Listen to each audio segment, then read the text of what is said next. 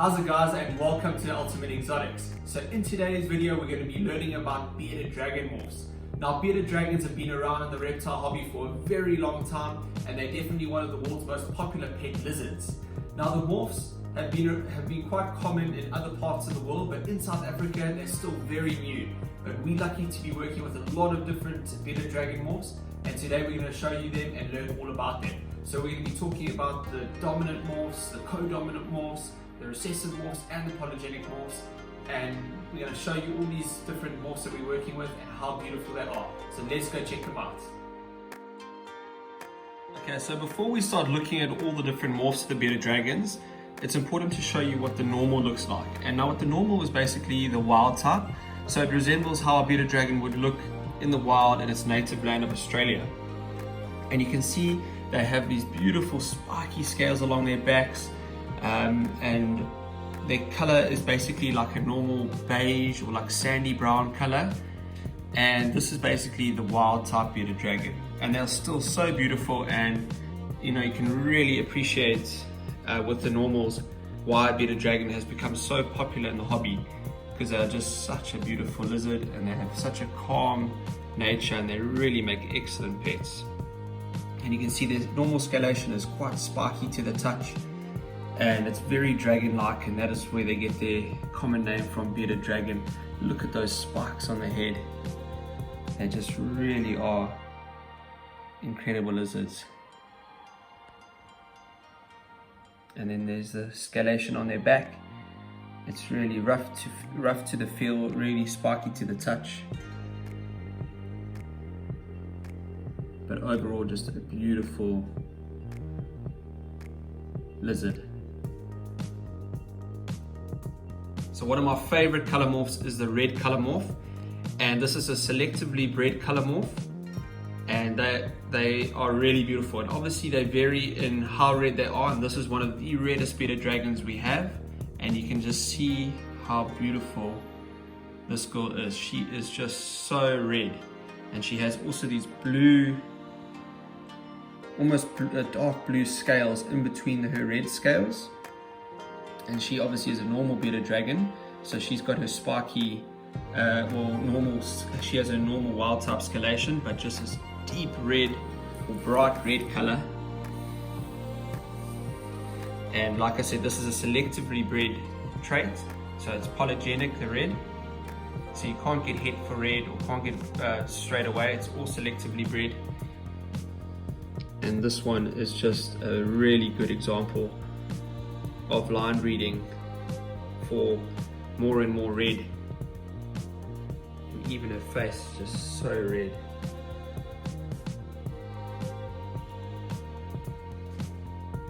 And that is just such an impressive animal. And we can't wait to just further improve this red line.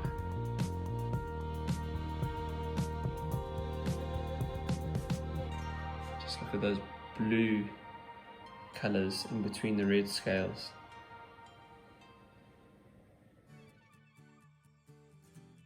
So next up we have another color mutation in bearded dragons, and that is the citrus. And this is a selectively bred morph, so it is polygenic, and it results in a yellow bearded dragon. And again, you can get varying colors of yellow.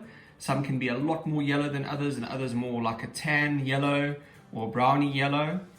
Often when these citrus are mixed with the hypotranslucent, the yellow is enhanced a lot more, and we're hoping to do that with this girl. But this is one of our citrus females, and you can see she's got this lovely yellow tinge to her. And if you compare it to the red, she looks quite yellow, and also to the normal, she's quite yellow. But she isn't the brightest yellow example. You do get more some that are brighter yellow, and we hope to selectively breed and increase the yellows throughout the years of breeding these. So this is the yellow citrus bearded dragon.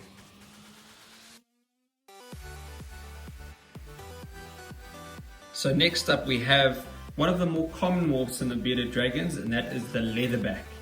Now the leatherback is a scale morph, and what that results in is a smoother scale along their back. So they don't have the normal spiky scales along their back. They do maintain the spikes on the side and on the head over here. but on their back it's really smooth to the touch. And what you find in this co-dominant morph is that the pattern is more vivid and more enhanced. So the patterning on their back with the smoother scales is much brighter and more defined. And leatherback also, you get in all the different other color morph combos, and they are just, it's an incredible morph. And these leatherback bearded dragons just look really attractive. Okay, so the reason why we call this leatherback mutation a co-dominant mutation is if one of the parents is a leatherback and you breed it to a normal bearded dragon, straight away you're going to get out leatherback babies. So you can't get a het for leatherback like you can with the recessive morphs. Now, the reason why we say co-dominant and not just dominant is because you do get a super form. So if you breed a leatherback to a leatherback, you can get out a silkback. And now a silkback is lacking all the spikes that a classic bearded dragon has, or wild type bearded dragon has. So it's completely smooth. But the silkback bearded dragons, they are more difficult to care for. So we try and avoid breeding the silkbacks, and we just stick with the leatherbacks, because the leatherbacks are very easy to care for and they don't have any issues whatsoever. And they're just such a beautiful mutation, like you can see with this guy. He is so awesome. Okay, so next up we have one of my favorites, and that is a pattern morph, and this is the genetic stripe. Now the genetic stripe is a dominant morph, so it means if you breed a genetic stripe to a normal, half the babies can potentially come out genetic stripe. So that means it's a dominant morph and not a co-dominant. Co-dominant means there would be a super variety, and there is no super variety. So you can clearly see why this is called genetic stripe. It has these two stripes that run along the spine, on either side of the spine, all the way down to the tail. And you can just see it is really beautiful. And a normal bearded dragon, like you've seen with the others, would normally have the banding, but these have two perfect stripes that run along either side of the bearded dragon's spine. And this one is also a leatherback, so you can see the smooth scales on its body. And it also is a red bearded dragon. So he is just really, really beautiful. And he is one of my favorite bearded dragons that we're working with at Ultimate Exotics. And we can't wait to make more of them. Just look how cool he is. And the leatherback mixed with the genetic stripe really makes those stripes bold. And then the red just tops it all off. What a beautiful bearded dragon. Okay, so the next mutation we're looking at is the Dunner mutation. Now this is a dominant mutation that affects the pattern and coloring of the bearded dragon. And what you can see is the pattern on the back, it's a broken up pattern, and the scales or spikes on the back are often individually colored. Another thing that you'll notice is the tail, instead of having bands which run horizontally down the tail, it actually forms broken stripes that run down the tail. So on the Dunner you can see their scales, they actually point outwards instead of directly downwards like we would see with a normal bearded dragon. You can see the scales over here, they all go outwards, and then their stomach scales are all irregular and not straight down like you would see with a normal bearded dragon. So overall, the Dunner it's a great morph, and it enhances the color in a lot of the lines that we breed and can make for some really attractive looking bearded dragons. And this here is a little HYPO translucent Dunner, and just look at how beautiful his patterning is there. And look at that tail markings there. And you can see the individually colored scales over here in this older animal. It's almost like white dots all over there with incredible tail pattern. Okay, so next up we have the translucent mutation, and that is a recessive mutation in bearded dragons. And the first thing that you can identify with a translucent bearded dragon is it has a solid black eye. So it's you can't see the iris in the eye. The eye is like a solid black color. And then they often also are brighter color. So the reds are brighter, or if it's a citrus lime, the yellows will be brighter. So it enhances the color. And then the other way of identifying them is if you have a look, their belly has this blue color to them. You can see that blue color. And this one is still a bit young, so the blue isn't as dark as it can be, but they've got this blue color on their belly, which is quite easy, clear to identify if you have a look there.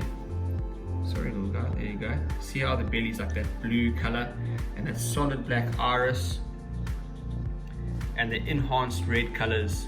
So the hypotranslucent, it is a recessive mutation, so you do get hits, but it is such a nice line to add to a lot of the color morphs, because it brightens the colors and it gives you a really good looking bearded dragon.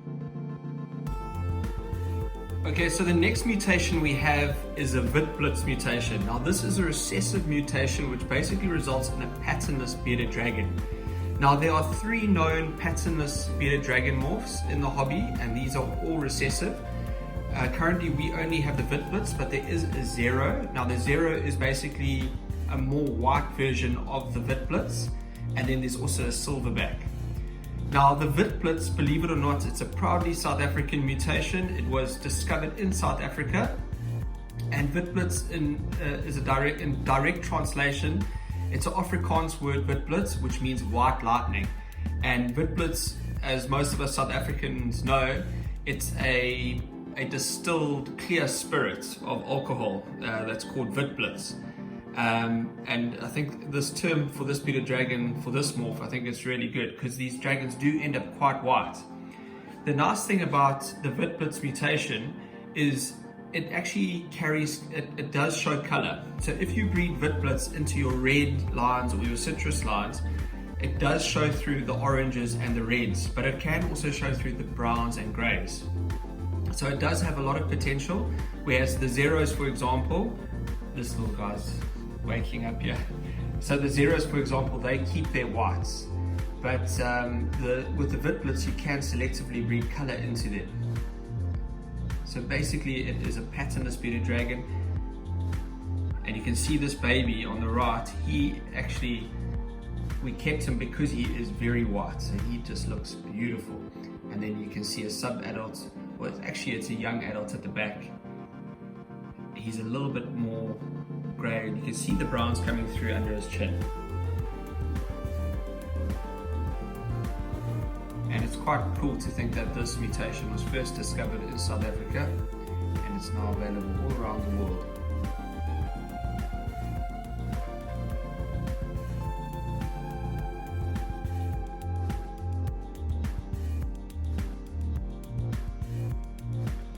So this mutation that we're going to look at now is the HYPO mutation.